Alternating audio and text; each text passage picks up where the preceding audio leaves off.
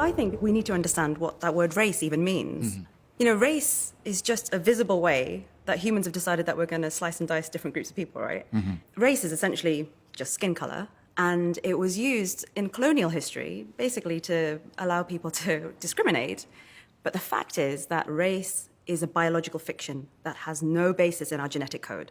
You know, if it was all about skin color, then what you'd expect is in countries where we know that populations are primarily brown or black, you'd expect their rates of COVID deaths to be through the roof, right? I was wondering that. I mean, you look in Africa, it's not huge. You would expect to see much more impact in those communities. Exactly.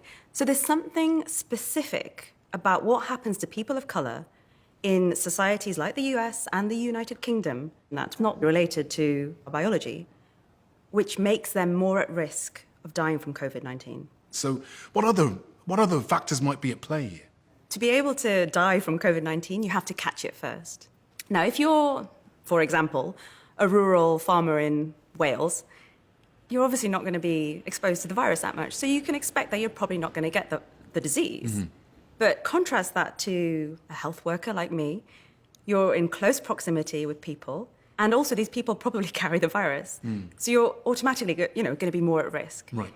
So in London, for example, ethnic minorities comprise about 34% of the population. And yet they form almost half of the people who are involved in health work like me, more than half of the people who are involved in food production, and almost half of people who are transport workers. Front-facing key worker roles. Exactly.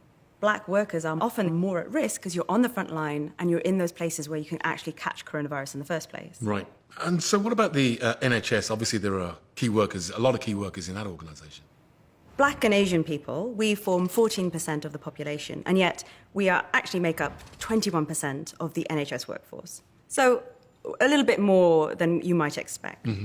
And yet 63% of health workers who have died from this disease are from those groups. This is really stark, actually. It's really quite shocking when you see it like this. So for me, as a doctor, it gets even worse. People of colour, we are 44% of all the doctors in the NHS, and yet of all the doctors who have died from coronavirus, 95% are people of colour. 95%? 95%. So the British Medical Association is taking these occupational factors very seriously and is doing a survey to find out, could there be a difference in the way that people of colour are working that means that they are more at risk of getting this disease? And it's very preliminary data, but it looks like there might be. People of colour are more likely to be in frontline roles, more exposed to the virus, whereas white people are more likely to be in management roles away from the virus. Right. There's also this issue of personal protective equipment. There's data to suggest that 63% of doctors who are people of colour feel like they are not empowered to be able to talk about the safety of their working conditions, compared to just 33% of white doctors. So they don't feel they can ask for the right equipment? Exactly. And they're not feeling like they're going to be heard by the people who are running their service. That's shocking. That's really shocking.